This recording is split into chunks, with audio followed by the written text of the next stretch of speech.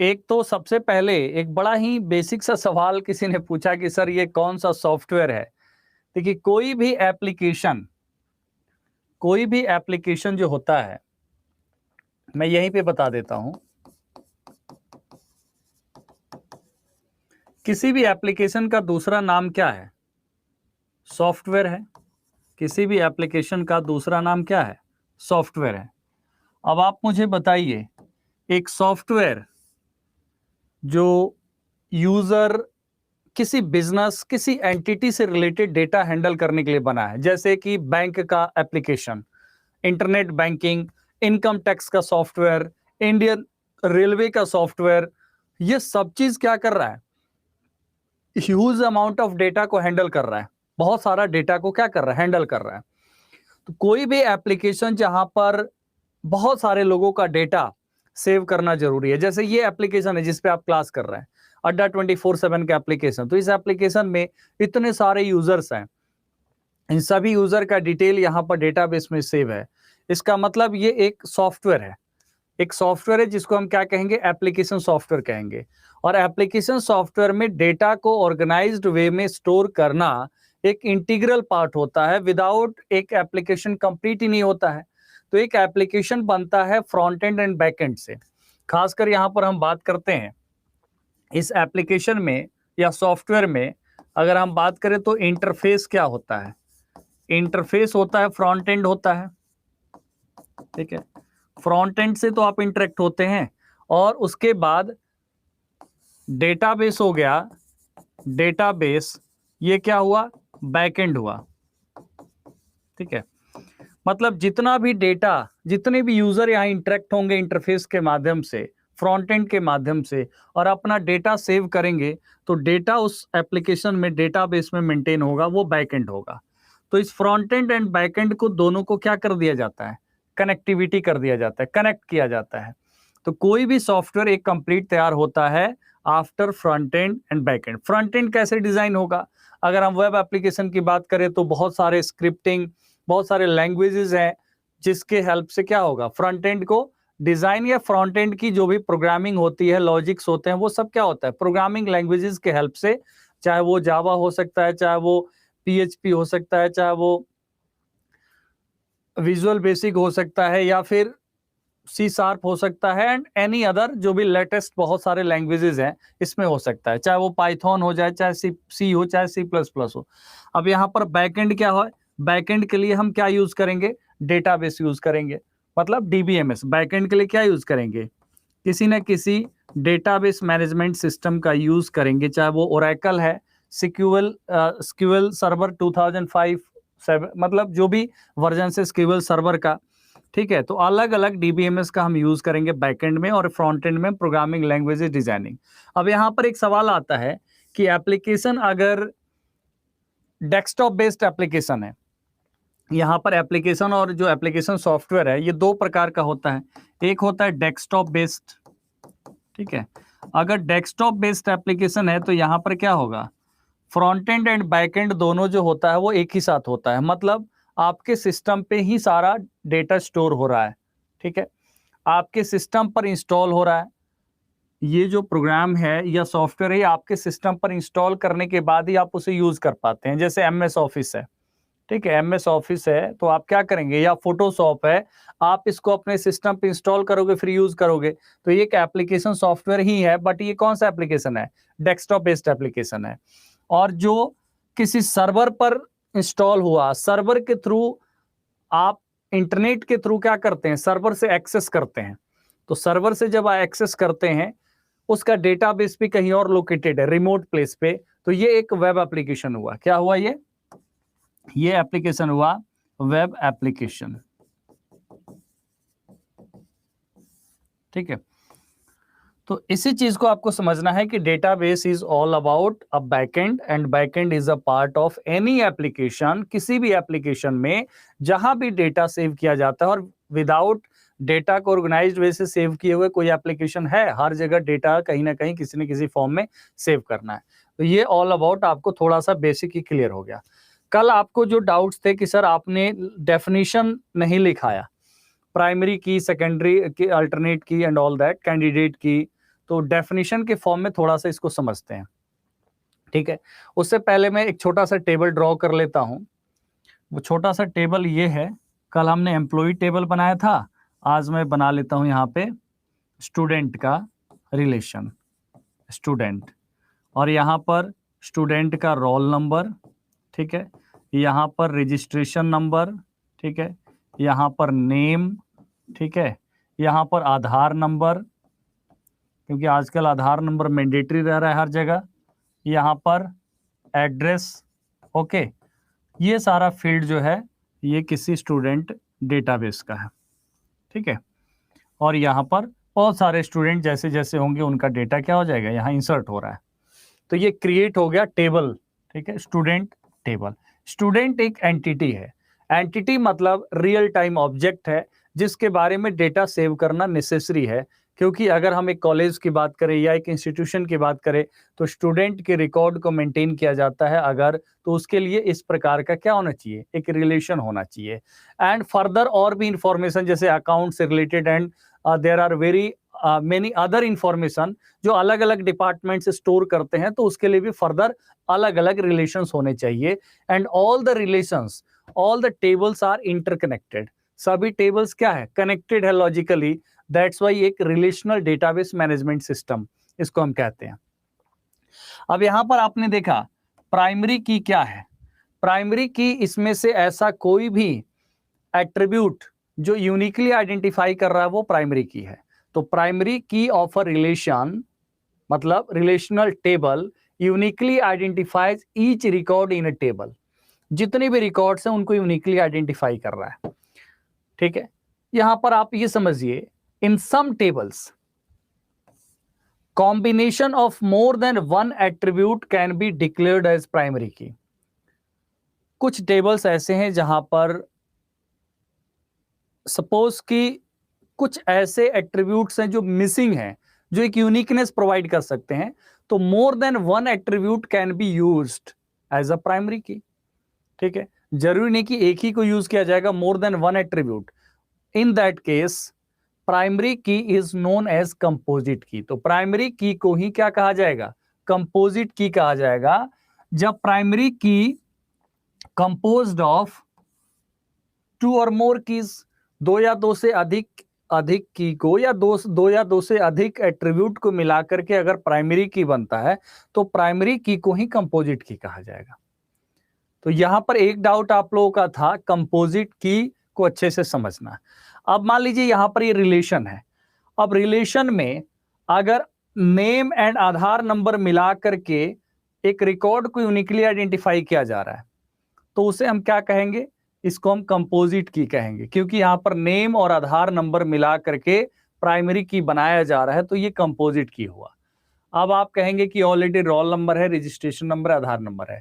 ये मैंने तब कहा कि कुछ रिलेशंस ऐसे होते हैं जहां पर अगर if attributes are not found कि वो प्राइमरी की हो सकते हैं या यूनिकनेस प्रोवाइड कर सकते हैं, उस केस में दो या दो से अधिक यहां पर यूज किया गया, मिला करके इस दोनों को मिला करके क्या बना देते हैं हम, प्राइमरी की। इसमें कोई दिक्कत नहीं है। The value of primary key should be unique and not null. अब प्राइमरी की अगर है तो उसका वैल्यू जीरो कभी नहीं होगा, उसका वैल्यू कुछ ना कुछ मतलब ब्लैंक नहीं होगा, जीरो नहीं, ब्लैंक नहीं होगा, उसका वैल्यू कुछ ना कुछ होगा, ठीक है। तो यहां पर आपको यह समझ में आ गया कि प्राइमरी की क्या है।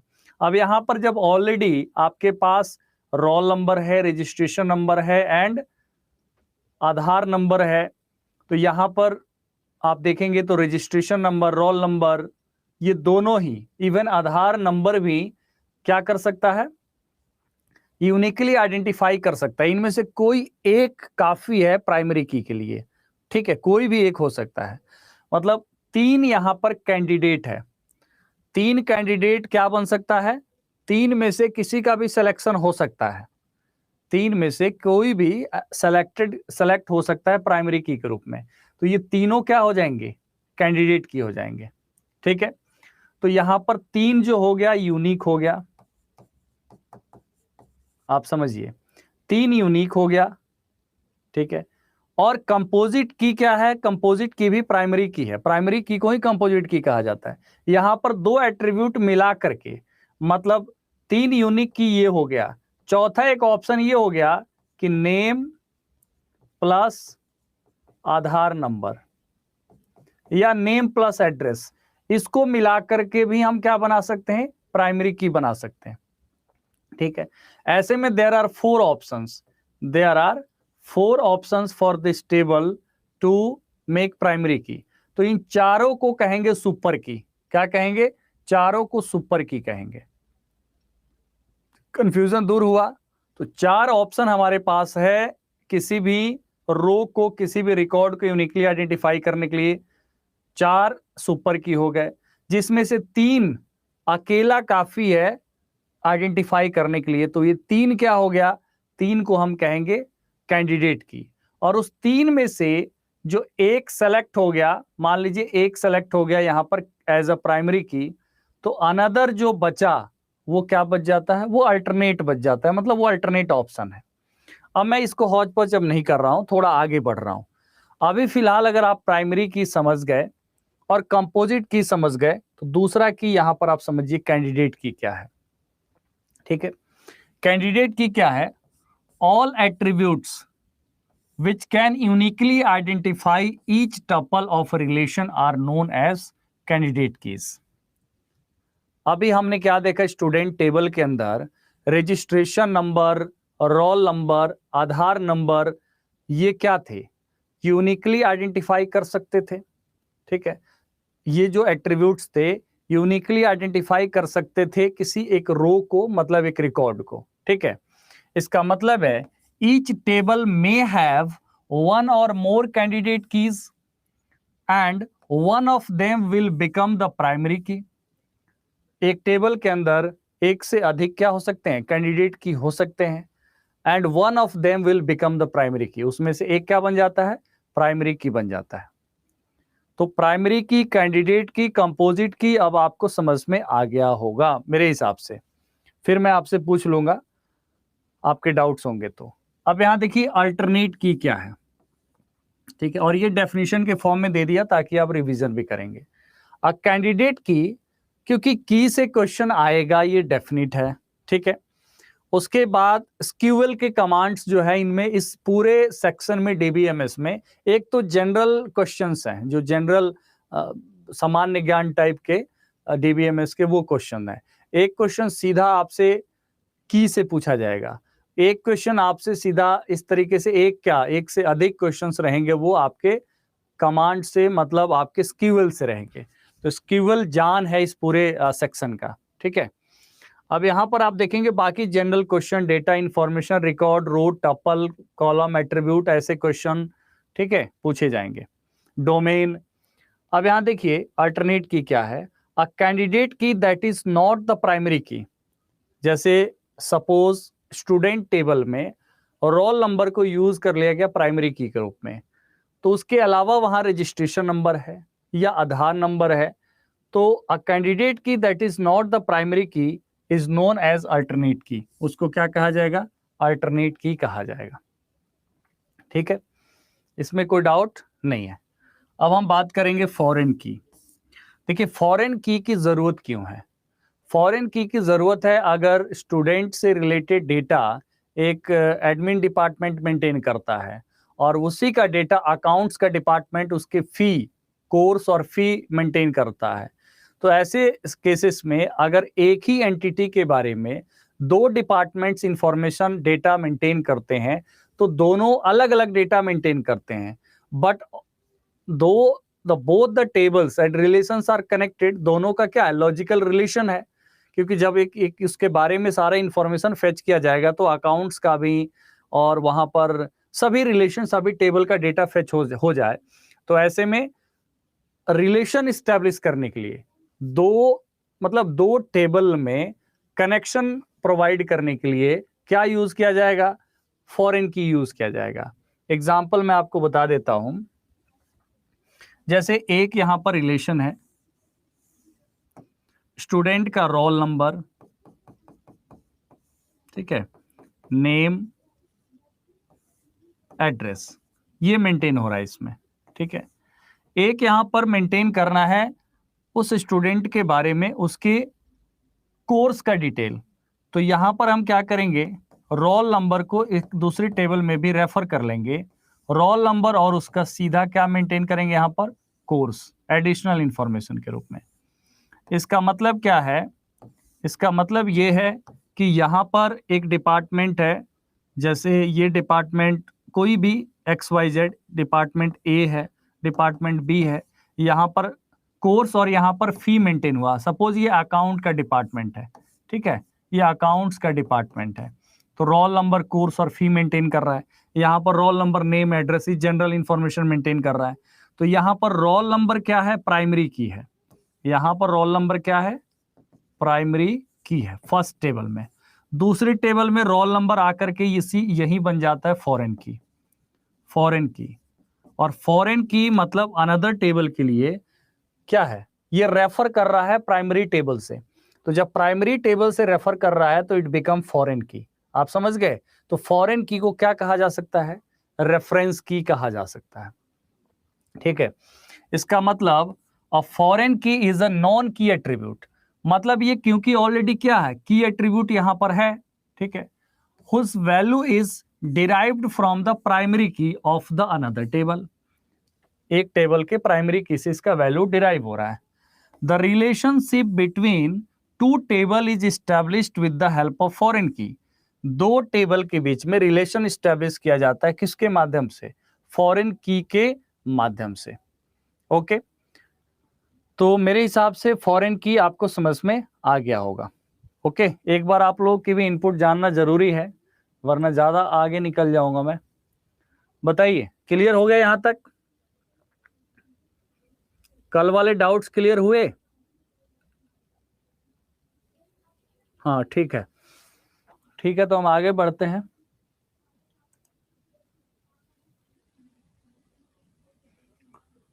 सुनील, नॉर्मल फॉर्म जो है ना, मैंने सोचा है नॉर्मलाइजेशन कराने का, नॉर्मलाइजेशन आपको कराया जाएगा, ठीक है, क्योंकि नॉर्मलाइजेशन से क्वेश्चन अगर आ गए तो फिर क्या करिएगा, किसी का मुंह देखने से तो अच्छा है कि उसको पढ़ ही लेंगे।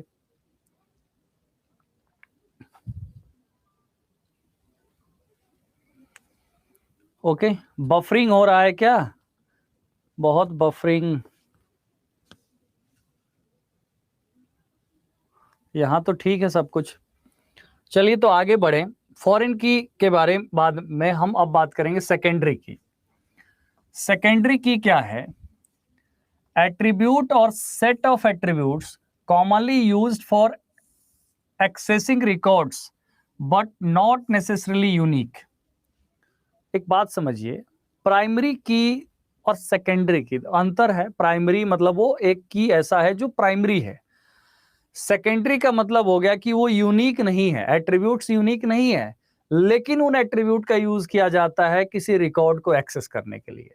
जैसा हमने एक बहुत अच्छा एग्जांपल दिया था कि कभी कभी एडमिट कार्ड डाउनलोड करने में आपसे क्या मांगा जाता है, आपसे मांगा जाता है कि आप अपना रोल नंबर दीजिए, ठीक है, रोल नंबर पासवर्ड के हेल्प से आप डाउनलोड कर लीजिए।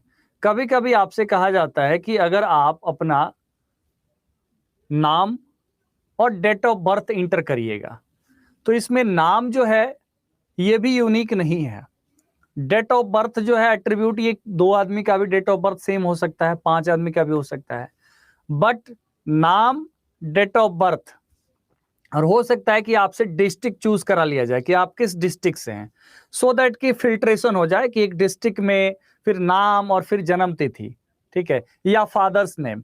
तो इस तरीके से एक रिकॉर्ड को एक्सेस करने के लिए इन एट्रीब्यूट्स का हेल्प लिया जा सकता है, जो एट्रीब्यूट प्राइमरी की नहीं है, जो एट्रीब्यूट यूनिक भी नहीं है, ठीक है। तो एट्रीब्यूट और set of attributes commonly use for accessing records but not necessarily unique, इसे क्या कहा जाएगा, सेकेंडरी की कहा जाएगा, ठीक है। अब रही बात यहां पर सुपर की। सुपर की तो अभी हमने स्टार्टिंग में ही बताया, एन एट्रीब्यूट और set of attributes that uniquely identify an entity, there can be many super key. एक टेबल के अंदर, एक रिलेशन के अंदर बहुत सारे सुपर की हो सकते हैं। ओके, एक रिलेशन के अंदर बहुत सारे सुपर की हो सकते हैं। जैसा हमने बताया, रोल नंबर भी यूनिक है, रिकॉर्ड एक्सेस हो सकता है, आइडेंटिफाई हो सकता है, रजिस्ट्रेशन नंबर भी हो सकता है, दो का कॉम्बिनेशन भी यूज किया जा सकता है। Suppose name and address, name and passport number. तो यहां पर ऑल द पॉसिबिलिटीज, ठीक है, all the attributes, set of attributes जो किसी भी एंटिटी को यूनिकली आइडेंटिफाई करे, वो सुपर की है। मतलब यहां पर आपको समझना है कि ये हो गया सुपर की, ठीक है, इनमें से कुछ हो गया कैंडिडेट की, और इनमें से एक हो गया प्राइमरी की, तो ये हो गया सुपर की। मतलब all the possible attributes for accessing a record, ठीक है, उसमें से ideal candidate for the primary key attributes, those are appropriate for the primary key, ठीक है।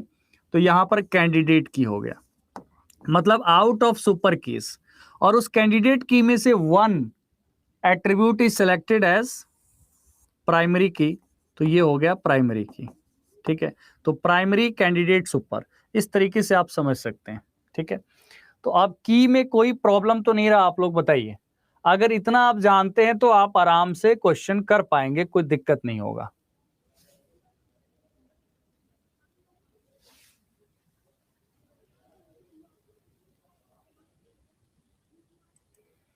गौतम कुमार का क्वेश्चन है, ध्यान से सुनिएगा सभी लोग।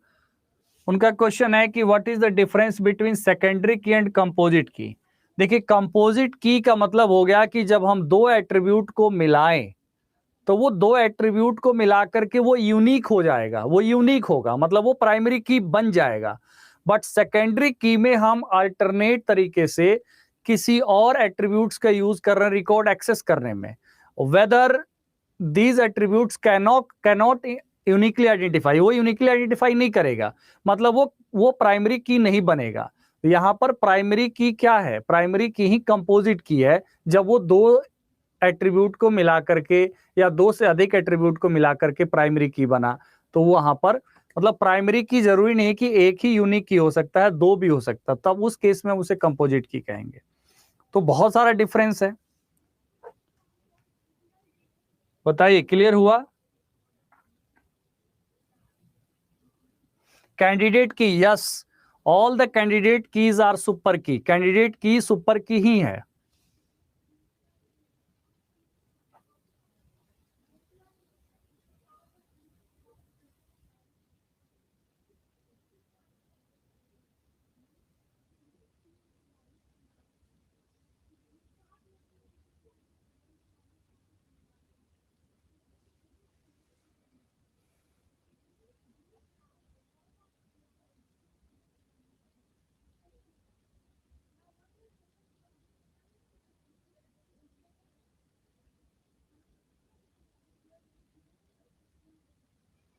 चलिए इसको दोबारा से आप लोग पढ़िएगा, आप काफी प्रॉपर ये लिखा गया है पॉइंट, आपको एकदम क्लियर हो जाएगा, ठीक है।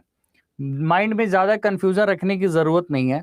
ओके, एक बार पढ़ना पड़ेगा, मैं चाहे कितने भी इसमें आपको 50 बार भी बताऊं, बट जो है यहां पर आपको समझना है।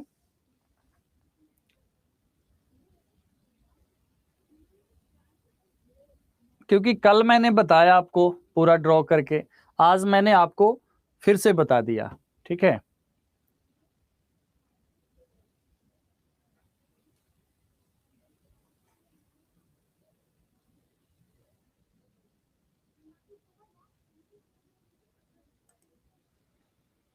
अब यहां पर मैं बताऊंगा, ठीक है।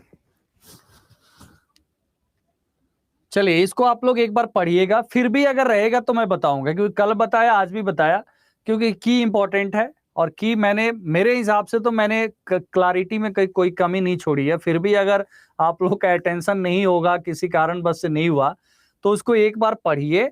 मैं फिर भी प्रॉमिस करता हूं कि वो दोबारा भी अगर कोई ऐसा प्रॉब्लम रहेगा तो मैं करवा दूंगा, ठीक है। बट अभी जो मैंने करा इसमें क्लैरिटी में कहीं भी कोई इशू नहीं थी, मैं पर्सनली व्यक्तिगत तौर पे आपको बता रहा हूं, ठीक है। अब यहाँ पर हम लोग बात करेंगे, देखिए एट्रीब्यूट के टाइप्स अगर आप पूछ रहे हैं वो पढ़ना है, एंटिटी रिलेशनशिप्स के बारे में हम लोग कल की क्लास में पढ़ेंगे। और मतलब उसके बाद हम लोग स्कीवल पे, मंडे को स्कीवल पे आ जाएंगे, ठीक है। तो मंडे से स्कीवल हमारा शुरू होगा, तो वो लगातार हो सकता है कि 4-5 दिन चले, ठीक है। देखते हैं कितना चलता है। अब यहां पर हम बात करेंगे डेटा मॉडल। डेटा मॉडल का मतलब क्या होता है? मॉडल का मतलब होता है कैसे डेटा को प्रेजेंट किया जाता है। डेटा बेसिस में डेटा को प्रेजेंट करने के अलग अलग तरीके हैं। तो वे ऑफ डेटा रिप्रेजेंटेशन को, ठीक है, वे ऑफ डेटा रिप्रेजेंटेशन को डेटा मॉडल कहा जाता है। And data is represented in a many forms, बहुत सारे तरीके हैं उसको रिप्रेजेंट करने का, ठीक है। Data model is a model और presentation which shows how data is organized or stored in the database.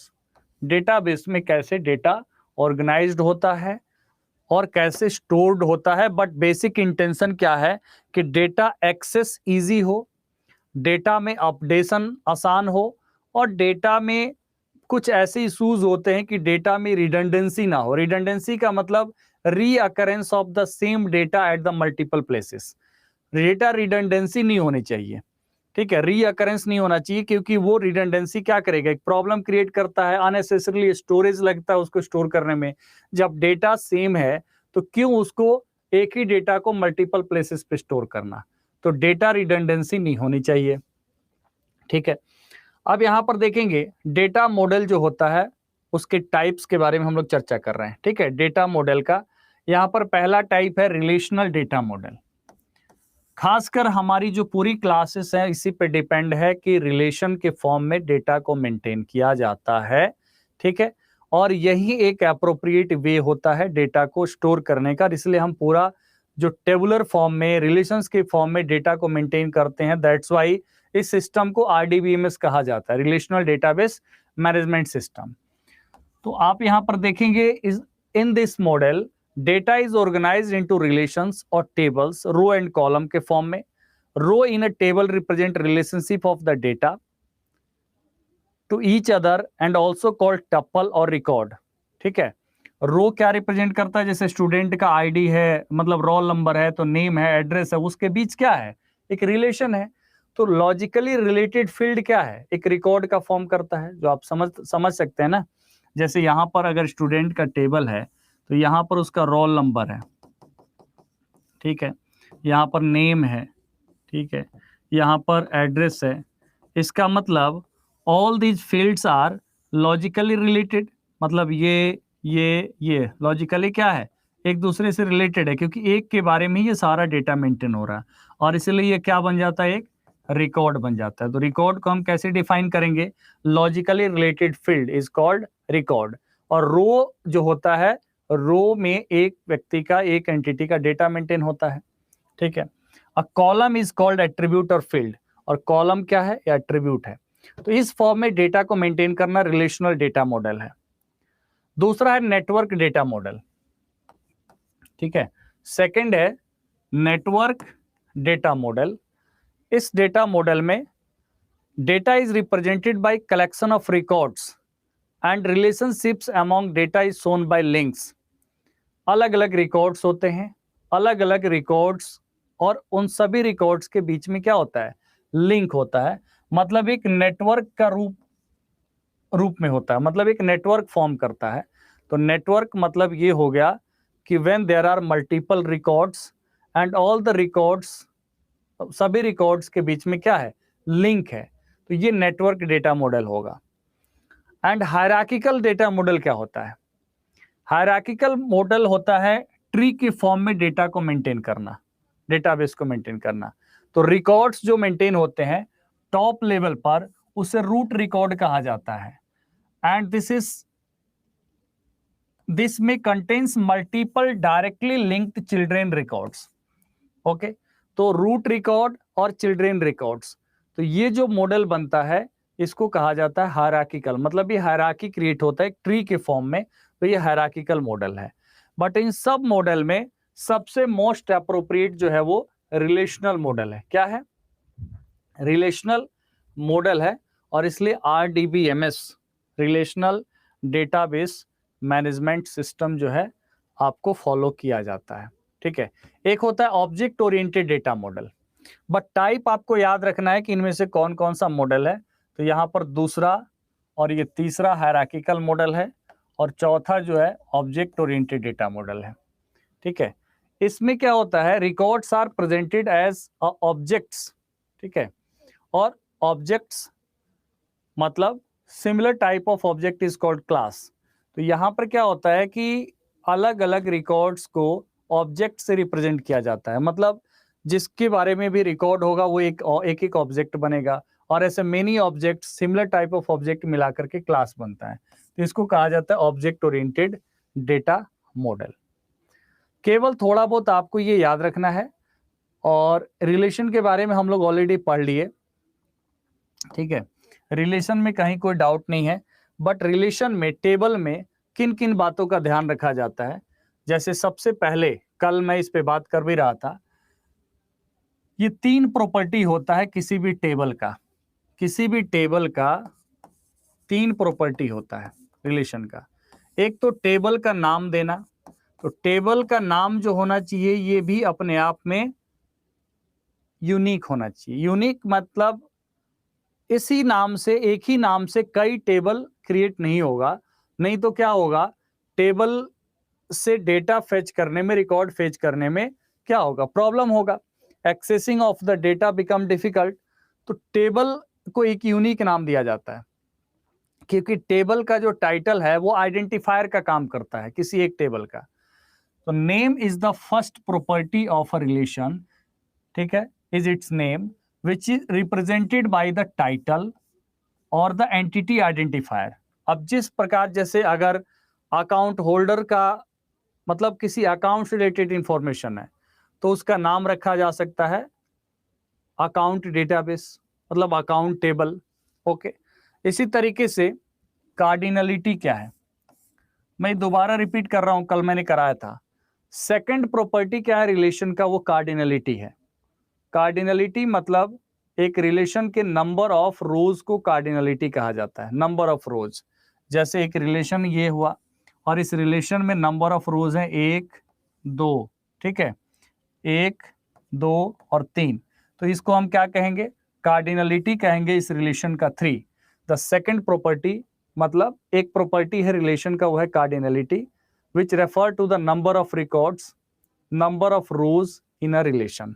तो नंबर ऑफ रोज ये तो ये नंबर ऑफ रोज का मतलब क्या हुआ, नंबर ऑफ रिकॉर्ड हुआ, क्योंकि each row contain a record, और रोज को ही टप्पल कहा जाता है। इसी को क्या कहा जाता है, रोज को ही क्या कहा जाता है, टप्पल कहा जाता है। ठीक है, और यहां पर ये जो कॉलम्स हैं, ठीक है, ये जो कॉलम्स हैं, कॉलम्स दरअसल होते क्या हैं, एट्रीब्यूट्स। एक एंटिटी के जितने भी एट्रीब्यूट्स होते हैं वो कॉलम के फॉर्म में होते हैं। ये मैंने कई बार बता दिया आपको। तो इसको कहा जाता है डिग्री। क्या कहा जाता है, डिग्री। तो डिग्री और कार्डिनलिटी में डिफरेंस याद रखेंगे। The third property of relation is called degree, which refers to the number of attributes columns in each tuple. ठीक है, number of attributes in each tuple मतलब 1 2 3 और 4। तो 4 यहाँ पर एट्रीब्यूट है हर एक रिकॉर्ड के लिए, मतलब एंटिटी के 4 एट्रीब्यूट्स यहाँ पर स्टोर हो रहे हैं रिलेशन के अंदर। तो उसको क्या कहा जाएगा, इसको कहा जाएगा यहाँ पर 1 2 3 4, ये आपका डिग्री होगा। ठीक है, तो डिग्री एंड कार्डिनलिटी समझ में आ गया। नेम का मतलब किस चीज का नाम, इस टेबल का नेम देना, एक रिलेशन का नेम देना। सपोज ये अगर स्टूडेंट से रिलेटेड टेबल है तो इसका नाम हम क्या देंगे, स्टूडेंट देंगे। अगर स्टूडेंट से रिलेटेड कई टेबल है तो हम हो सकता है कि इसको स्टूडेंट 1 कर सकते हैं, स्टूडेंट 2 कर सकते हैं, स्टूडेंट 3 कर सकते हैं। ठीक है, अब यहां पर आप समझिए डोमेन क्या होता है। डोमेन, डोमेन बेसिकली होता है collection of all possible values. कहने का मतलब ये होता है, अगर मान लीजिए कभी कभी आपको क्या सेलेक्ट करना होता है, मंथ्स, तो मंथ्स आप सेलेक्ट करते हो तो जनवरी से लेकर के दिसंबर के बीच का ही हो सकता है, इससे आगे पीछे तो नहीं हो सकता ना। तो ये रेंज हो गया। तो डोमेन का मतलब सिंपल वर्ड में क्या हो गया, रेंज, मतलब पॉसिबल वैल्यूज। इसका मतलब क्या कहेंगे हम, all the possible values for an attribute. Relation की बात हो रही है तो हम किसी एट्रीब्यूट के पॉसिबल वैल्यूज की बात कर रहे हैं। जैसे अगर हम मंथ यूज कर रहे हैं एट्रीब्यूट के रूप में, तो month should be January to December. ठीक है, इसी तरीके से सपोज ये होता है कि केवल 35 ईयर्स तक के एज ग्रुप के लोग फॉर्म अप्लाई कर सकते हैं। तो उसमें इस तरीके से डिजाइन कर देना कि इस डेट तक 35 ईयर्स, इसका मतलब कि किसी होगा स्पेसिफिक डेट, उसके बाद का जन्म नहीं होना चाहिए। तो उसके बाद का जन्म नहीं होना चाहिए, तो वहां से लेकर के और इस डेट तक क्या हो गया, एक डोमेन हो गया। तो देयर आर लॉट ऑफ, आप कह सकते हैं कि forms and lot of databases, जहां पर आपको किसी एट्रीब्यूट के लिए एक सेट ऑफ परमिटेड वैल्यूज, ठीक है, इसको हम एक अलग वे से क्या कह सकते हैं, सेट ऑफ परमिटेड वैल्यूज, तो इसको हम कहेंगे डोमेन। अब इसको आप देखेंगे, अ domain is a collection of all possible values from which the value of a given column और एन एट्रीब्यूट इज ड्रॉन। उसके अंदर का ही होना चाहिए। ठीक है, जैसे डिस्ट्रिक्ट, अब डिस्ट्रिक्ट में अगर बिहार का स्टेट सेलेक्ट किया तो बिहार के 38 डिस्ट्रिक्ट के अंदर का ही होना चाहिए। तो वो 38 डिस्ट्रिक्ट क्या हो गया, एक डोमेन हो गया उस एट्रीब्यूट के लिए, डिस्ट्रिक्ट के लिए। A domain is said to be atomic if elements are considered to be indivisible units। यहां पर एटॉमिक कहने का मतलब कि ये एक यूनिकनेस होना चाहिए। ठीक है, इसके अंदर क्या होनी चाहिए, एक यूनिकनेस होना चाहिए। इसलिए कहा गया कि डोमेन का जो नेम हो या डोमेन हो वो क्या होना चाहिए, मस्ट बी एटॉमिक।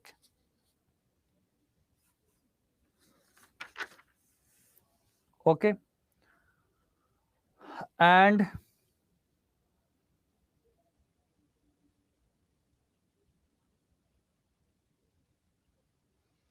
इसके बाद एट्रीब्यूट है।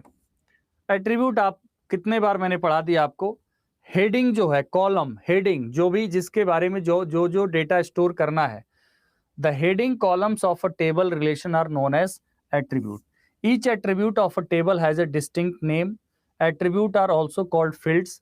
एट्रीब्यूट का भी डिस्टिंक्ट नेम होता है, जैसे कि एड्रेस है या दूसरा है तो वहां पर उसका नाम अलग होगा। मतलब एवरी एट्रीब्यूट का क्या होगा, डिफरेंट नेम होगा, उसका नेम भी सेम नहीं होना चाहिए। तो each attribute having a distinct name, मतलब यूनिक नेम।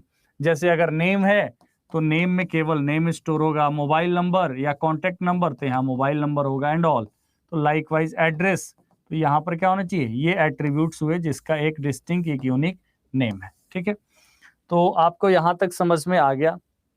इन टर्म्स में कोई दिक्कत हो तो मुझे बताइए, any doubt in terms.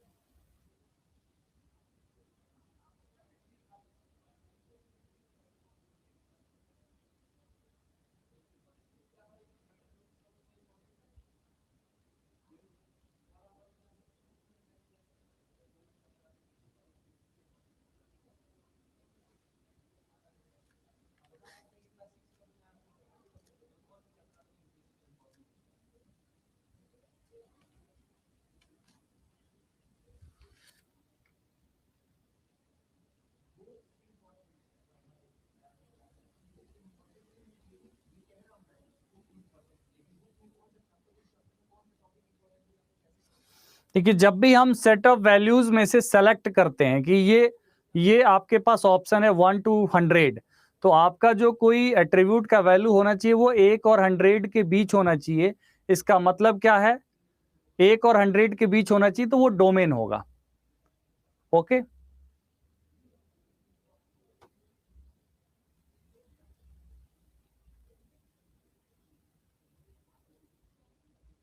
Mayank, अभी आप प्राइमरी की और सुपर की में ही फंसे हुए हो क्या?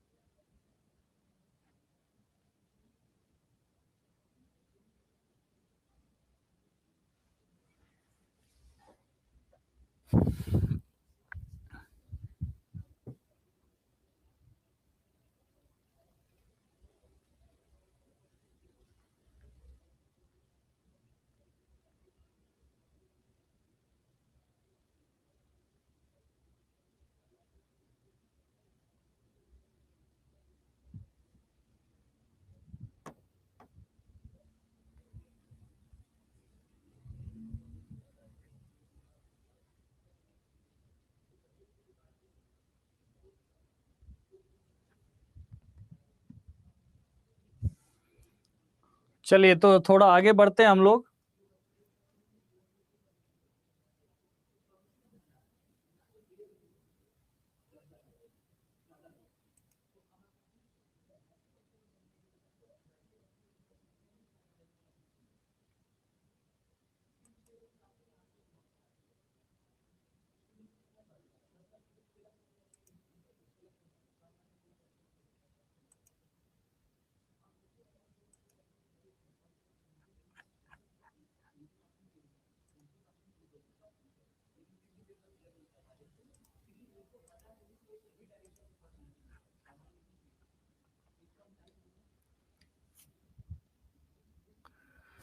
अब हमें पढ़ना है डेटाबेस आर्किटेक्चर। ठीक है, अब हमारा टॉपिक जो है वो क्या है? डेटाबेस आर्किटेक्चर है।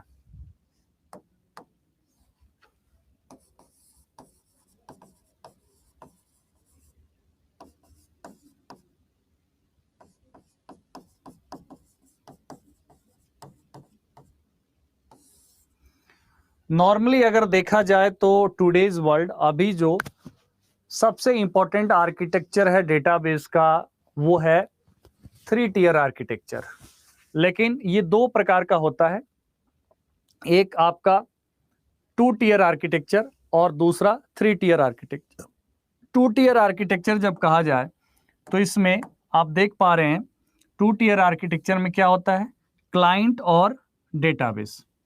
क्या होता है? क्लाइंट और database.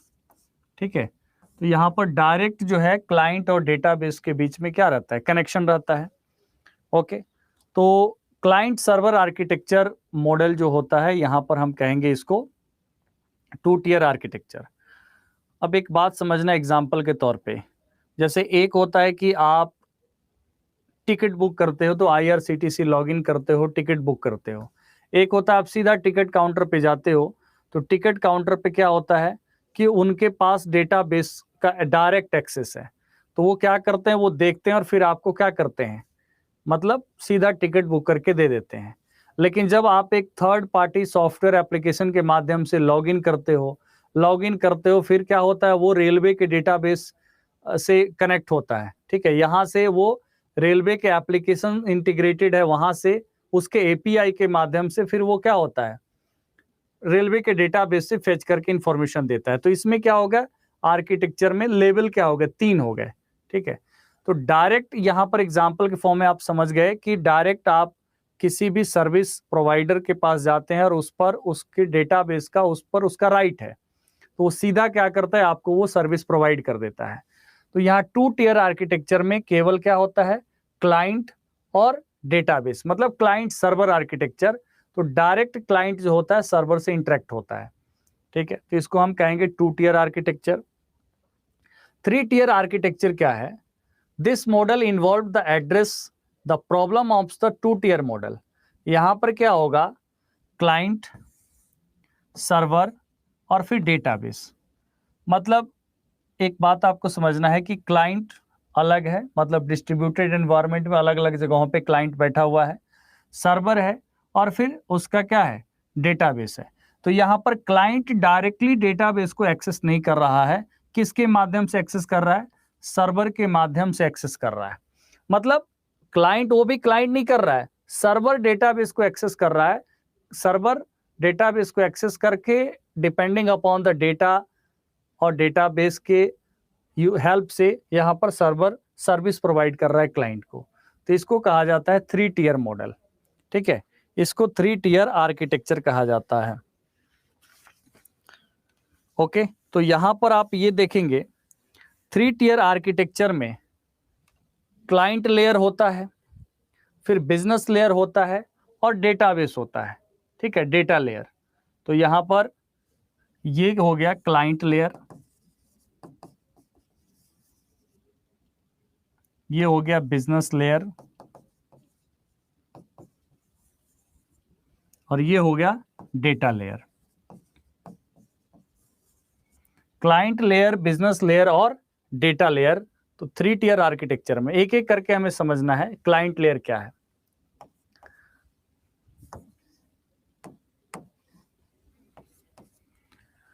This layer is used for the design purpose where data is presented to the user or input is taken from the user. Client layer just क्या है? Client layer आपके लिए एक इंटरफेस है, मतलब आप जिस एप्लीकेशन पर इंटरेक्ट होते हैं वो क्लाइंट लेयर होता है। आप डेटा यहाँ पर क्या करते हैं, सेव करते हैं। सपोज आप रजिस्ट्रेशन कर रहे हैं तो आप अपना डिटेल फीड किए, वो डेटा कहाँ पे चला गया, थ्रू बिजनेस लेयर वो डेटाबेस में जाके सेव हो गया। सिमिलरली डेटा को आप एक्सेस करना चाहते हैं तो एक्सेस कर लेते हैं। तो this layer is used for the design purpose where data is presented to the user और input is taken from the user. ठीक है, जैसे सपोज आप किसी ट्रेन का डिटेल सर्च करते हैं तो आपके सामने ट्रेन का डिटेल आ जाता है। ठीक है, आप टिकट बुक करते हैं तो डेटा फीड करते हैं। तो ये एक क्लाइंट का लेयर हो गया, मतलब इंटरफेस हो गया, यूजर इंटरफेस आप समझिए इसको। बिजनेस लेयर क्या है? बिजनेस लेयर इंटरमीडिएट लेयर है। बिजनेस लेयर क्या है? इंटरमीडिएट लेयर है। ठीक है, और क्लाइंट लेयर के जितने भी फंक्शंस होते हैं, ठीक है, क्लाइंट लेयर के जितने भी फंक्शंस होते हैं वहां पर जो भी प्रोसेसिंग होता है, जो लॉजिक्स होते हैं डेटा एक्सेस करने के, ये सब प्रोवाइड किया जाता है बिजनेस लेयर के द्वारा। तो बिजनेस लेयर क्या है? एक इंटरमीडिएट लेयर है which has all the functions for the client layer. मतलब सीधा सा बात समझिए, जो एप्लीकेशन, जो सॉफ्टवेयर, जो वेब एप्लीकेशन आप यूज करते हैं वो एप्लीकेशन आपको किस लेयर पर दिया गया है, मतलब वो एप्लीकेशन को डेवलप करना, ठीक है, यूजर इंटरेक्ट कैसे हो रहा है, वो तमाम चीजें, logics. The intermediate layer which has the functions for the client layer and it is used to make communication faster between the client and data layer. तो दोनों के बीच में क्या हुआ? बिजनेस लेयर काम कर रहा है। ठीक है, it provides the business process logic, processes logic and the data access. Data access आप कैसे कर रहे हैं, जैसे किसी चीज को कैसे सर्च कर रहे हैं, कोई भी डेटा कैसे आप प्रेजेंट हो रहा है आपके सिस्टम पे, क्लाइंट के मशीन पे। तो ये हो गया बिजनेस लेयर, मतलब ये हो गया एक तरीके से प्रोसेसिंग या एक लॉजिकल लेयर। ठीक है, और डेटा लेयर हो गया जहां पर एक्चुअली डेटा क्या हो रहा है, डेटाबेस जहां से आ रहा है और डेटा जहां पर सेव हो रहा है। तो this layer actual database is comes. तो यहाँ पर आपका डेटाबेस होता है। तो ये 3 लेयर मिलता है। यहाँ पर आप कहेंगे कि क्लाइंट लेयर, बिजनेस लेयर और डेटा लेयर। अब इनमें क्या होता है, तीनों के बीच में जो फ्रंट एंड और बैक एंड, तो बैक एंड में ये दोनों पार्ट आ जाता है, ये दोनों ही पार्ट क्या आ जाता है, ये बैक एंड में आ जाता है। डेटा कैसे ऑर्गेनाइज होगा, कैसे सेव होगा, ये सब बिजनेस लेयर पर सारे लॉजिक्स का काम हैंडल होता है और ये केवल यूजर इंटरेक्शन यहाँ पर होता है। तो इसके बीच में बैकएंड और फ्रंट एंड के बीच में जो कनेक्टिविटी होता है उसी को डेटाबेस कनेक्टिविटी कहा जाता है। क्या कहा जाता है? Database connectivity.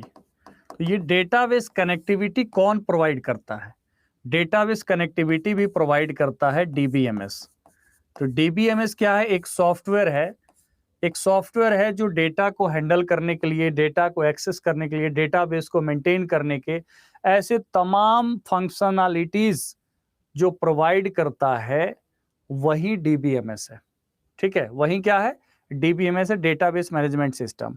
और इसमें जो कनेक्टिविटीज होती हैं उसको, जैसे एक कनेक्टिविटी होता है ODBC, ODBC का मतलब होता है ओपन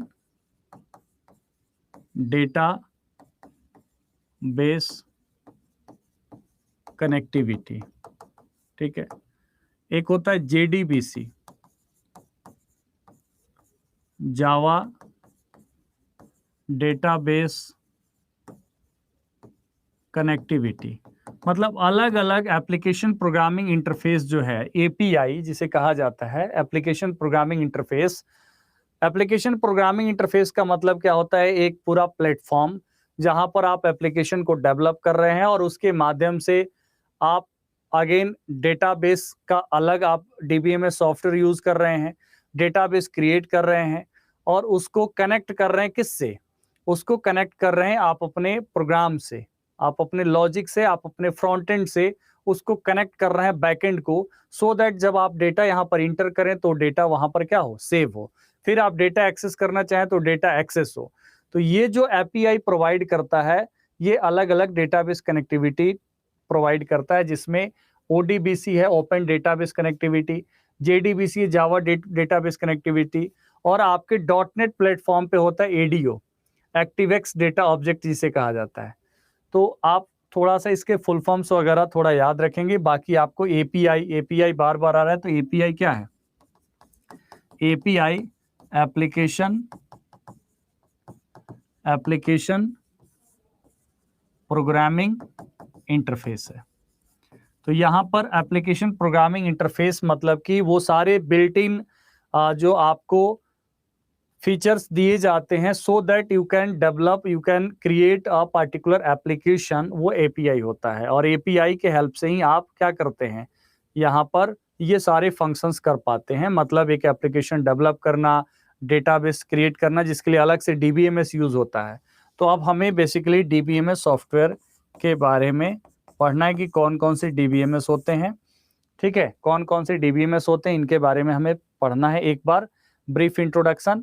उसके बाद एक्चुअल रूप से इसका थीम जो आपको समझ में आएगा वो SQL क्वेरीज में पता चलेगा कि कैसे एक टेबल क्रिएट करते हैं, DBMS सॉफ्टवेयर्स हमें कैसे अपने क्वेरीज के माध्यम से, ठीक है, जो एक तरीके से आप समझिए कि प्रोग्रामिंग, जस्ट लाइक प्रोग्रामिंग, कैसे आप डेटाबेस क्रिएट करेंगे, कैसे अलग अलग डेटा को इंसर्ट किया जाता है, कौन कौन से डेटा टाइप्स वहां पर परमिटेड होते हैं, और एक्चुअल रूप से आपको ये सारे क्वेरीज समझ में आएंगे, ठीक है।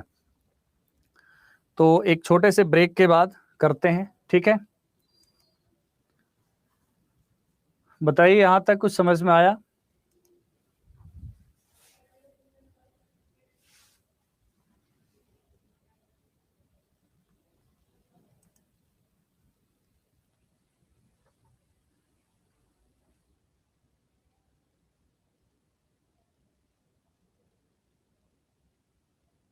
कंपोजिट की कैसे नल हो सकता है सानिया? कंपोजिट की प्राइमरी की के लिए यूज होगा तो कैसे नल हो सकता है?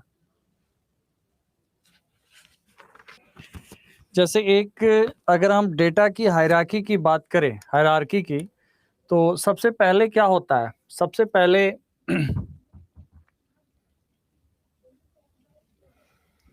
सबसे पहले होता है डेटा, ठीक है।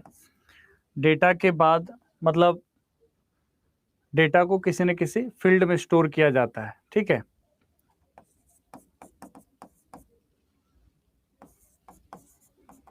उसके बाद रिकॉर्ड, ओके, और रिकॉर्ड के बाद several records become a form a database, ठीक है। तो डेटा, फील्ड, रिकॉर्ड और डेटाबेस, ठीक है। इसके बाद आपको पता है कि डेटाबेस डिजाइन करने के लिए जिस लैंग्वेज का यूज किया जाता है, ठीक है, database database designed bye SQL, किसके द्वारा डिजाइन किया जाता है? SQL, जिसे स्ट्रक्चर्ड क्वेरी लैंग्वेज कहा जाता है। तो डेटाबेस को डिजाइन करने के लिए किसका यूज किया जाता है? जिस लैंग्वेज का यूज किया जाता है वो स्ट्रक्चर्ड क्वेरी लैंग्वेज है। अगेन उसके कई और भी चीजें हैं जो आपको पढ़ना है, तो फर्दर हम लोग पढ़ेंगे। फिलहाल हम लोग इसी बारे में बात कर रहे थे, कॉमन डेटाबेस मैनेजमेंट सिस्टम। क्या आप लोग आ चुके हैं क्लास में? बता दीजिए सभी लोग। कुछ लोग आज से ही पटना तो नहीं चले गए? पटना में बिहार पुलिस के स्टूडेंट्स जा रहे हैं।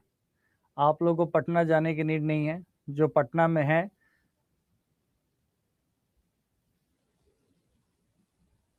एडीओ है अंकिता एक्टिवेक्स डेटा ऑब्जेक्ट, जो डेटाबेस कनेक्टिविटी के लिए यूज किया जाता है। टूल है एडीओ, और इसमें डॉटनेट फ्रेमवर्क में।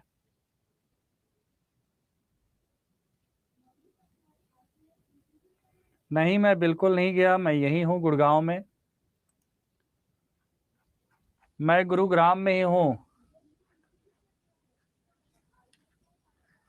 मैंने, आप लोगों को याद होगा, मैंने कहा था आप लोग एग्ज़ाम हो जाने के बाद ही मैं कहीं जाऊंगा यहाँ से, मतलब कहीं भी।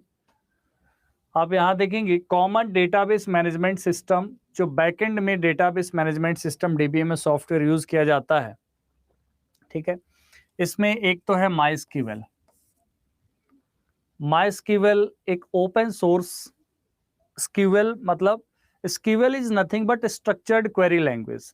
अब ये लैंग्वेज स्ट्रक्चर्ड क्वेरी लैंग्वेज का ही यूज किया जाएगा, बट डीबीएमएस सॉफ्टवेयर तो अलग अलग है, मतलब प्लेटफॉर्म्स अलग अलग हैं।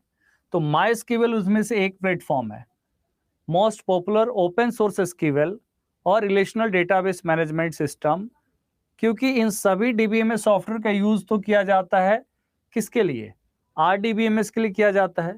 तो ये इन सब को हम क्या कहेंगे? रिलेशनल डेटाबेस मैनेजमेंट सिस्टम, क्योंकि इनके द्वारा जो भी इंटरफेस या जो भी क्वेरी प्रोवाइड किया जाता है, that for creating a table, updating a table, maintaining a table and all, accessing data, ठीक है। तो यहाँ पर आप ये समझिए कि SQL relational database management system भी है, एंड इसको किसके द्वारा बनाया गया है? डिस्ट्रीब्यूट के डेवलप किया गया है, और डेवलप डिस्ट्रीब्यूटेड और सपोर्टेड बाय ओरेकल कॉर्पोरेशन। तो ओरेकल का एक डीबीएमएस सॉफ्टवेयर या आरडीबीएमएस सॉफ्टवेयर क्या है? माइस्क्यूएल है। और माइस्क्यूएल एक ओपन सोर्स स्क्यूएल है। क्या है? ओपन सोर्स स्क्यूएल है। It runs as a server, providing multi-user access of data to a number of databases, ठीक है। ये ऑलमोस्ट सभी डीबीएमएस सॉफ्टवेयर में कॉमन है। It uses SQL, structured query language, for data manipulation and retrieval. MySQL किसका use करता है? SQL का ही यूज करता है। तो स्क्यूएल के हेल्प से ही जो भी फंक्शंस होते हैं डेटा मैनिपुलेशन से संबंधित, डेटा रिट्रीवल से संबंधित, वो सब किसके द्वारा होंगे? SQL से ही होंगे। तो बेसिकली SQL जो है वही स्ट्रक्चर्ड क्वेरी लैंग्वेज है, जो लैंग्वेज डेटाबेस डिजाइन करने के लिए यूज किया जाता है। और ये सब डीबीएमएस के सॉफ्टवेयर्स हैं, जिन सॉफ्टवेयर पर हम उस लैंग्वेज के हेल्प से क्या कर सकते हैं? डेटाबेस को डिजाइन कर सकते हैं, ठीक है। टेबल्स क्रिएट कर सकते हैं, डेटाबेस डिजाइन कर सकते हैं, और with the help of application programming interface हम क्या कर सकते हैं? इस डेटाबेस को फ्रंट एंड से कनेक्ट कर सकते हैं। कनेक्टिविटी, जिसे डेटाबेस कनेक्टिविटी कहा जाता है। अब एक ओरेकल, खुद अपने आप में ओरेकल नाम से एक डीबीएमएस आता है, ठीक है।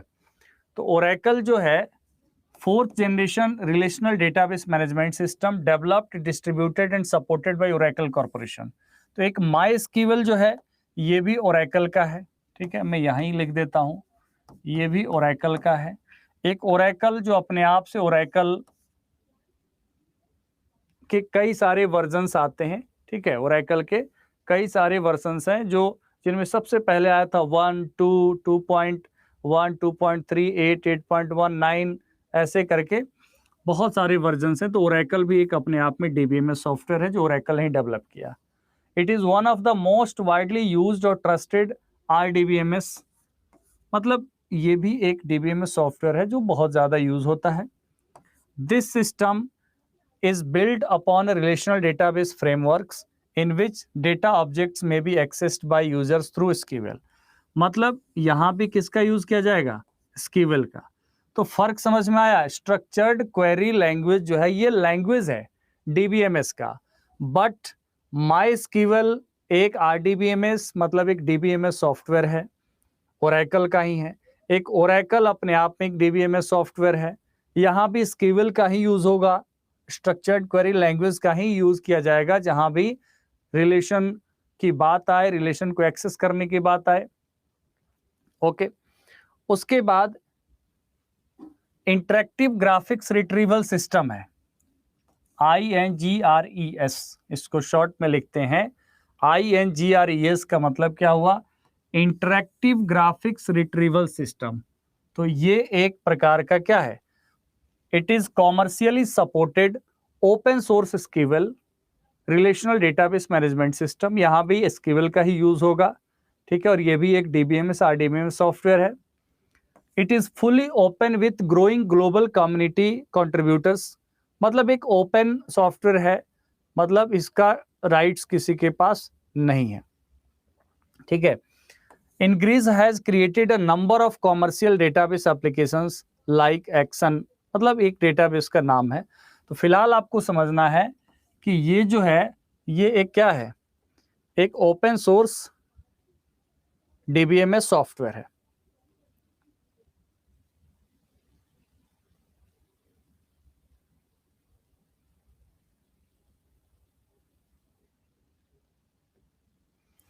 DB2 क्या है?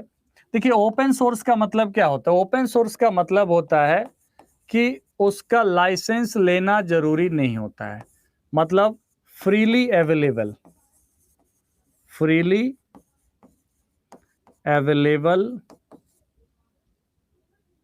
To use, freely available to use है, इसको हम ओपन सोर्स कहेंगे। मतलब you don't have to pay any charges, कोई भी चार्जेस आपको पे नहीं करना है ऐसे डेटाबेसेस को यूज करने के लिए जो ओपन सोर्स है। जैसे लाइनक्स ऑपरेटिंग सिस्टम है, तो वो ओपन सोर्स है। बहुत सारे ऑर्गेनाइजेशंस में लाइनक्स क्यों यूज होता है? क्योंकि वहां पर एक लिमिटेड काम है, और लिमिटेड काम है, ऐसे में अगर जेन्युइन, मतलब जैसे कोई प्रोप्राइटरी सॉफ्टवेयर्स हैं, जैसे विंडोज का अगर ऑपरेटिंग सिस्टम यूज किया जाए, तो आप एक दो सिस्टम्स में तो पायरेटेड यूज कर लेते हैं, बट लाखों हजारों सिस्टम्स में ऐसा यूज नहीं हो सकता, ठीक है। तो वायलेशन होगा किसका? Copyrights and all trademarks. यहाँ पर उसके लिए क्या होता है? उसके लिए बहुत सारे सिस्टम्स में जेन्युइन में पैसे ज़्यादा लगता है, तो लोग लाइनक्स यूज़ कर लेते हैं बहुत सारे कंपनियों में। अब यहाँ पर DB2 की बात करते हैं। DB2 क्या है? ये रिलेशनल डेटाबेस मैनेजमेंट सिस्टम, ये भी सेम चीज़ है, मतलब सारे चीज़ जगह सेम है। यहाँ पर दो बात याद रखना है कि ये किसके द्वारा इसको इसका इन्वेंशन या इसका डिजाइनिंग किसने किया था? तो ये जो डीबीएमएस है ये IBM के लिए बना था, ठीक है। IBM main frame platforms, but later ported to other widely used operating systems like, बाद में पहले तो ये मेन फ्रेम के लिए बना था IBM के लिए, बाद में यूनिक्स, विंडोज और लाइनक्स सब में सपोर्ट करने लगा। और ये IBM इंफॉर्मेशन मैनेजमेंट पोर्टफोलियो, मतलब IBM के डेटाबेसेस सॉफ्टवेयर में से एक है DB2। तो DB2 किसका है? IBM का है, इंटरनेशनल बिजनेस मशीन का है। It is fully featured high performance database engine capable of handling large quantities of data and currently serving many users. Same चीज है, थोड़े थोड़े से फीचर्स का फर्क होता है according to the convenient of the और requirement of the software application में किस प्रकार का रिक्वायरमेंट है उसके अकॉर्डिंग अलग अलग डीबीएमएस सॉफ्टवेयर का यूज किया जाता है। तो DB2 जो है ये IBM का डेटाबेस मैनेजमेंट सिस्टम है, ठीक है। क्लियर यहां तक? तो ये IBM का है। और एक है MS SQL। MS SQL जो है ये माइक्रोसॉफ्ट SQL है, ठीक है। तो एक है MySQL ओरेकल का, ठीक है। SQL इज नथिंग बट एक लैंग्वेज है, डीबीएमएस सॉफ्टवेयर नहीं है, ये ध्यान रखेंगे। SQL क्या है? स्ट्रक्चर्ड क्वेरी लैंग्वेज, एक डीबीएमएस डेटाबेस लैंग्वेज है, नॉट अ डीबीएमएस सॉफ्टवेयर। और बाकी सब डीबीएमएस है, जिसमें MySQL और MS SQL अलग अलग है। MS SQL क्या है? माइक्रोसॉफ्ट SQL सर्वर है। तो नॉर्मली 3 कंपनियों का नाम आपने सुना, एक तो माइक्रोसॉफ्ट का, ठीक है, वैसे MS एक्सेस भी है जो छोटे लेवल के एप्लीकेशंस में यूज हो सकता है, माइक्रोसॉफ्ट एक्सेस जो एक DBMS है, ठीक है। तो और बाकी यहाँ पर आपने देखा MS SQL है, Microsoft SQL server is a client server RDBMS developed distributed and supported by the Microsoft. अब इतने सारे चीजों में आपको याद क्या करना था, इनका नाम याद रखना है। जैसे जब बात माइक्रोसॉफ्ट की आए तो माइक्रोसॉफ्ट का कौन कौन सा DBMS है, एक है MS एक्सेस, ठीक है, और MS SQL, माइक्रोसॉफ्ट SQL, ठीक है, और SQL सर्वर, पूरा नाम लिखिए माइक्रोसॉफ्ट SQL सर्वर, इसको केवल SQL सर्वर में लिखा जाता है, ठीक है, SQL सर्वर, तो ये माइक्रोसॉफ्ट का है। ओरेकल की अगर हम बात करें तो ओरेकल कॉरपोरेशन का अपने आप में एक तो ओरेकल है, ओरेकल नाम से ही एक DBMS है, ठीक है, और एक आपका क्या है, माई स्क्यूएल, ठीक है, माई स्क्यूएल है, और उसके बाद DB2 IBM है, तो IBM का क्या है, DB2 है। ओके, तो इतना आपको याद रखना है। एक साइबेस है, Sybase database is also known as Sybase SQL server, Sybase database को साइबेस SQL सर्वर भी कहा जाता है।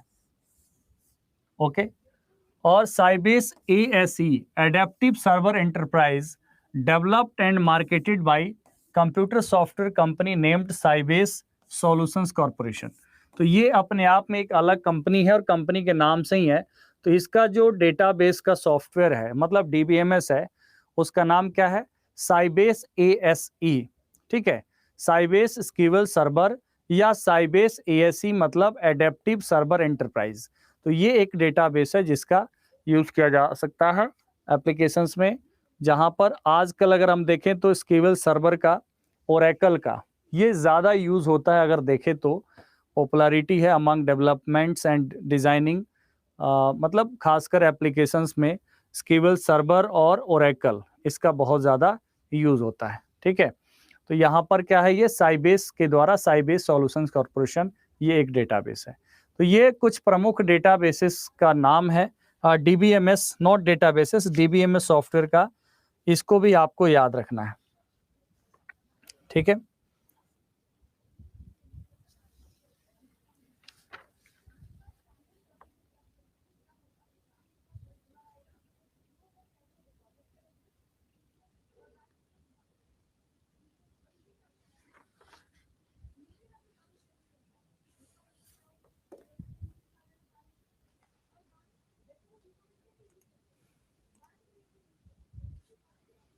बताइए, सुन रहे हैं आप लोग या फिर सो गए?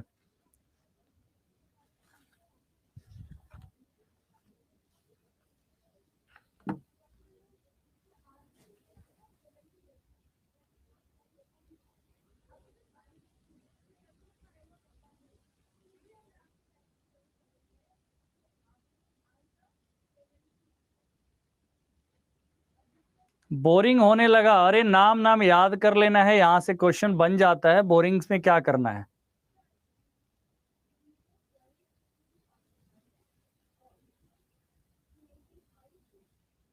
BPSC निकालने के बाद सोएंगे? चलिए फिर,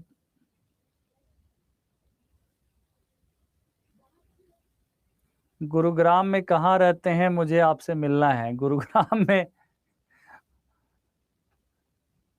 मिलने का पता तो एड्रेस ऑफिस का ही है।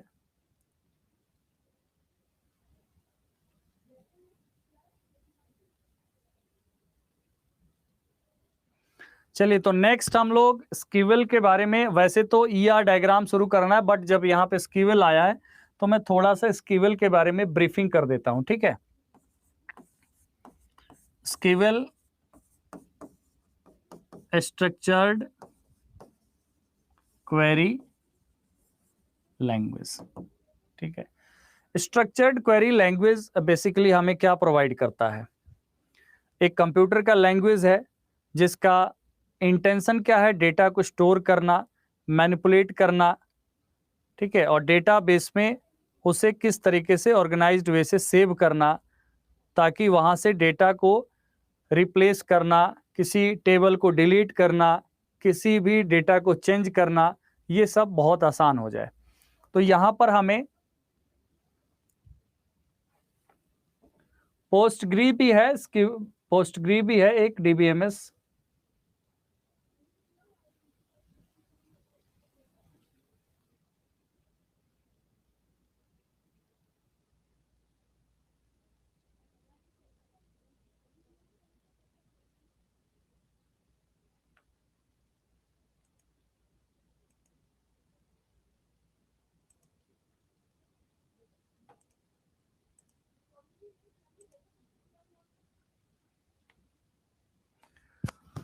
अब यहाँ पर आप देखेंगे स्कीवल में बेसिकली स्कीवल स्टेटमेंट्स हमें पढ़ने होते हैं। स्कीवल में क्या पढ़ने होते हैं?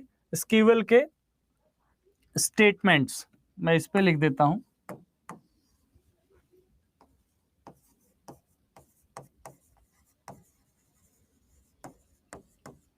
मैं थोड़ा सा आपको स्कीवल का ब्रीफिंग करता हूं। स्कीवल को पढ़ेंगे उससे पहले हम लोग एंटिटी रिलेशनशिप मॉडल वगैरह को करेंगे। और स्कीवल अभी थोड़ा सा मैं आपको बता देता हूं कि स्कीवल स्टेटमेंट्स जो होते हैं ये बेसिकली एक स्पेशल टाइप ऑफ सेंटेंस होते हैं जिसमें हम सेमीकोलन का यूज करते हैं और अपना क्या करते हैं, स्टेटमेंट्स लिखते हैं। तो 4 प्रकार के स्कीवल स्टेटमेंट होता है, 4 टाइप्स का स्कीवल स्टेटमेंट होता है। कौन कौन सा? पहला टाइप क्या है? तो पहला टाइप है DDL। पहला टाइप है DDL, डेटा डेफिनिशन लैंग्वेज, ठीक है। जैसे इसका नाम ये डेटा डेफिनिशन लैंग्वेज, तो डेटा डेफिनिशन लैंग्वेज का मतलब क्या हुआ? जो स्टेटमेंट हमें प्रोवाइड करता है टेबल को क्रिएट करना, टेबल को, डेटाबेस के टेबल को क्या करना, डिलीट करना, उसको व्यू करना। ओके, तो DDL provides a set of statements for creation, deletion, rename करना एंड ऑल। तो यहां पर क्या होगा, बेसिक कमांड्स में अभी स्टेटमेंट्स लिख रहा हूं, जैसे क्रिएट टेबल, डिलीट टेबल। तो क्रिएट, डिलीट, ये सब क्या हुए? ये सब डेटा डेफिनिशन लैंग्वेज के स्टेटमेंट्स होते हैं। Alter, drop, rename, okay, alter, drop, rename, etc, ये होते हैं डेटा डेफिनेशन लैंग्वेज के कमांड्स। दूसरा होता है जो मैनिपुलेशन के लिए यूज होता है, डेटा मैनिपुलेशन लैंग्वेज, जिसमें सेलेक्ट, इंसर्ट, अपडेट, डिलीट ये सब आ जाते हैं। तो data manipulation language.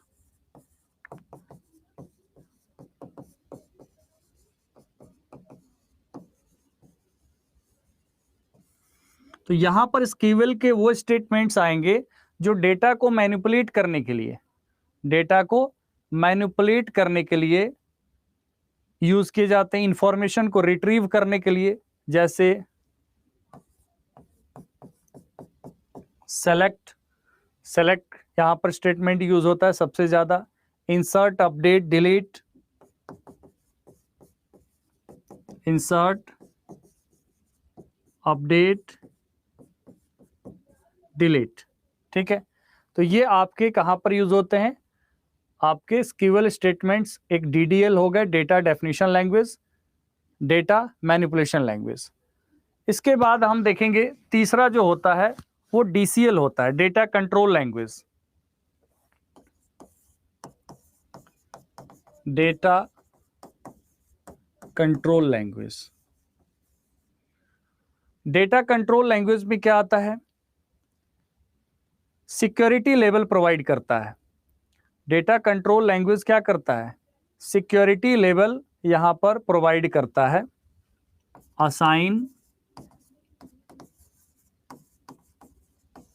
Security, database में सिक्योरिटी को या रिलेशन में सिक्योरिटी असाइन करने के लिए यूज होता है।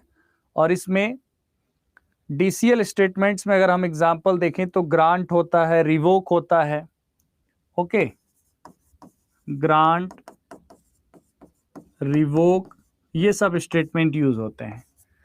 चौथा होता है डीटीएल। चौथा क्या होता है? डीटीएल, डेटा ट्रांजैक्शन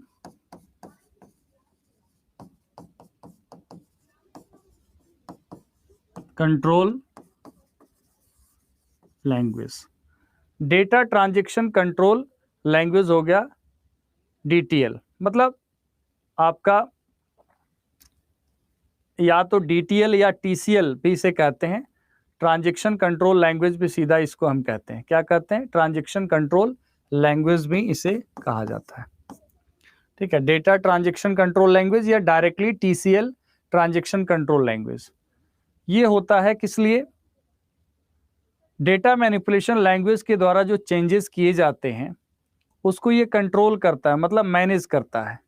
और इसमें इसका यूज किया जाता है कॉमिट,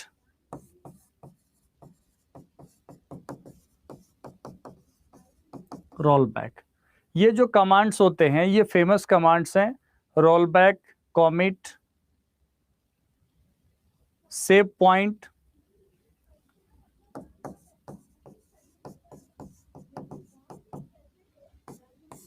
ओके।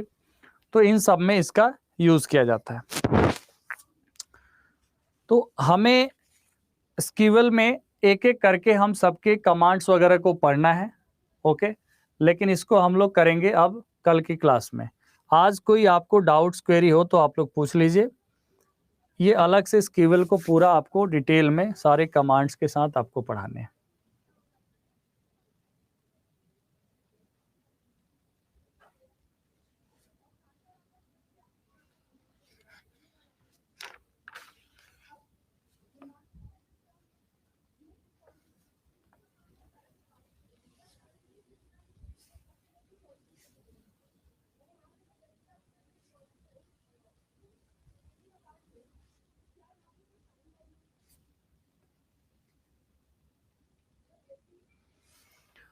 डिलीट जो डेटा मैनिपुलेशन लैंग्वेज में आएगा, डिलीट डेटा डेफिनेशन लैंग्वेज,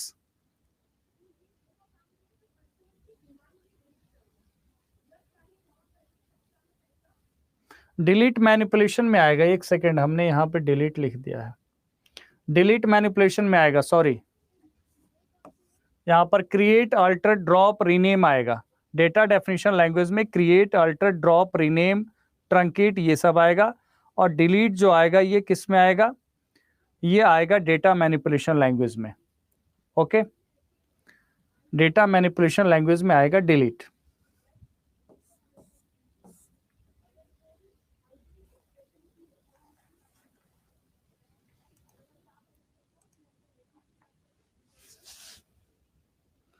आज में किसी को कोई डाउट है जो मैंने कराया आज की क्लास में?